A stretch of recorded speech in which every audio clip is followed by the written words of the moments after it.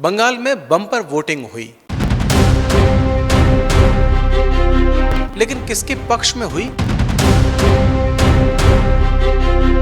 बंगाल चुनाव के नतीजों पर उतना ही सस्पेंस है जितना मैच के आखिरी बॉल पर 6 रन की जरूरत पर होता है, जिसमें दर्शकों को ये उम्मीद रहती है कि आखिरी बॉल पर 6 भी लग सकता है, आउट भी हो सकता है, नो बॉल भी हो सकती है, होने को कुछ भी हो सकता है, लेकिन जो होगा वो बॉल डलने के बाद ही होगा।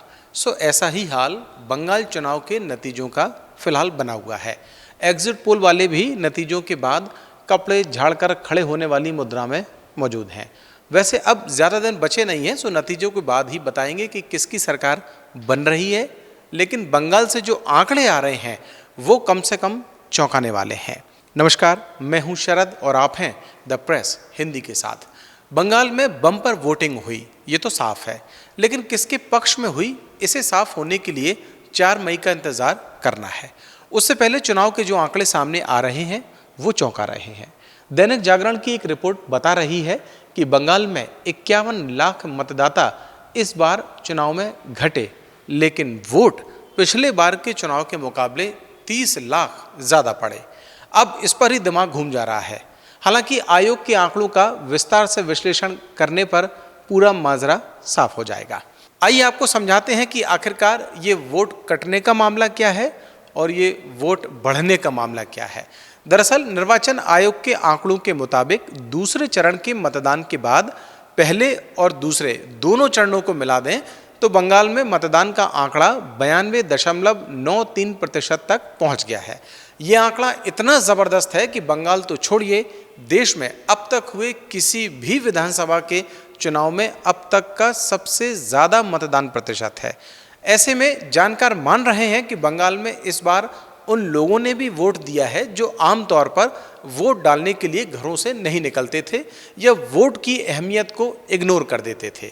यही वजह है कि एसआईआर की प्रक्रिया में कुछ वोट तो कटे, लेकिन वोटिंग का जो प्रतिशत है वो ज़्यादा लोगों के घर से बाहर निकलने पर बढ़ गया। आंकड़ों के मुताबिक बढ़े हुए 30 लाख वोटरों में से करीब 21 लाख सिर्फ पहले चरण में ही वोट डालने पहुंचे। विधानसभा क्षेत्र के स्तर पर देखें तो औसतन हर सीट पर करीब 10,000 अधिक वोट पड़े। पहले चरण की सीटों में ये बढ़ोतरी औसतन 14,237 वोट प्रति सीट रही, जबकि दूसरे चरण में ये आंकड़ा 6,615 के करीब रहा। बम्पर वोटिंग का आमतौर पर मतलब कुछ वक्त पहले तक सत्ता के खिलाफ लहर से माना जाता रहा था, लेकिन आपको मध्य प्रदेश के विधानसभा के जो चुनाव हैं वो याद होंगे। पिछले विधानसभा के चुनाव में ये समीकरण बदल गया था, क्योंकि चुनाव में वोट का प्रतिशत तो बढ़ा, लेकिन सत्ताधारी पार्टी बीजेपी की सीटें बढ़ गई थी। ऐसे में ये कहना कि बंगाल में बढ़ा हुआ वोट प्रतिशत एंटी इनकम्बेंसी का ही है, कहना थोड़ा मुश्किल है। फिर भी विपक्ष यानी बीजेपी 2011 के चुनाव का उदाहरण पेश कर रही है।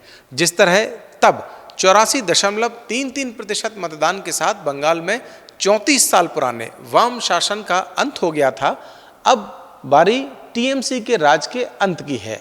ऐसे में देखना ये दिलचस्प होगा कि क्या वाकई में बीजेपी की उम्मीदें पूरी होती हैं या फिर टीएमसी का किला पहले से और ज़्यादा मजबूत होगा। देखना दिलचस्प होगा कि आखिर बम्पर वोटिंग गई तो गई, किसके पक्ष में गई। अगर इस स्टोरी पर आपकी भी कोई राय है तो कमेंट सेक्शन में आके आप हमें बता सकते हैं। अगर अभी तक आपने द प्रेस हिंदी को लाइक और सब्सक्राइब नहीं किया है तो ऐसे ही इंटरेस्टिंग स्टोरीज के लिए अभी करें और मुझे दें इजाज़त। नमस्कार।